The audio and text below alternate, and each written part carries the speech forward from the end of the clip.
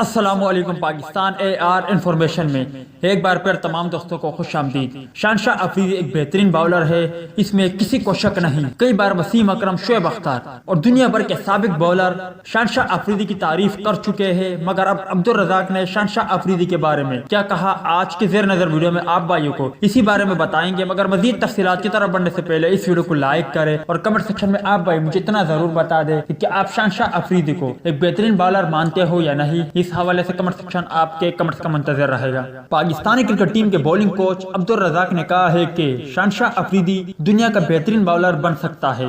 قومی cricket team کے سابق کھلاڑی عبدالرزاق نے اپنے ایک بیان میں پاکستانی کھلاڑیوں سے متعلق بات کرتے ہوئے کہا ہے کہ شہنشاہ افریدی بیٹسمینوں پر بہتر انداز میں اٹیک کرتے ہیں اور ان میں دنیا کا بہترین باؤلر بننے کی صلاحیت موجود ہے۔ عبدالرزاق نے فخر زمان سے متعلق کہا کہ فخر زمان کوئی بھی میچ جتوا سکتے ہیں۔ فخر زمان ایسا کھلاڑی ہے جسے ہر میچ کھلانا چاہیے، جبکہ حارث رؤف نے نیشنل ٹی20 کپ میں بھی اچھا پرفارم کیا تھا۔ انہوں نے ثابت کیا کہ وہ پاکستان کے لیے اچھا باؤلر بن سکتا ہے۔ یاد رہے کہ حارث رؤف نے سال 2020 میں سب سے زیادہ ٹی20 50 وکٹیں اپنے نام حاصل کرنے کا اعزاز بھی حاصل کیا ہے، جبکہ شہنشاہ افریدی اس لسٹ میں دوسرے نمبر پر ہے اور انہوں نے 48 وکٹیں اپنے نام حاصل کر رکھی ہے۔ امید ہے دوستوں کہ آج کی ویڈیو بھی آپ کو پسند آئی ہوگی۔ ملتے ہیں کسی نیکسٹ ویڈیو میں، تب تک کے لیے اجازت دیجیے۔ اللہ حافظ۔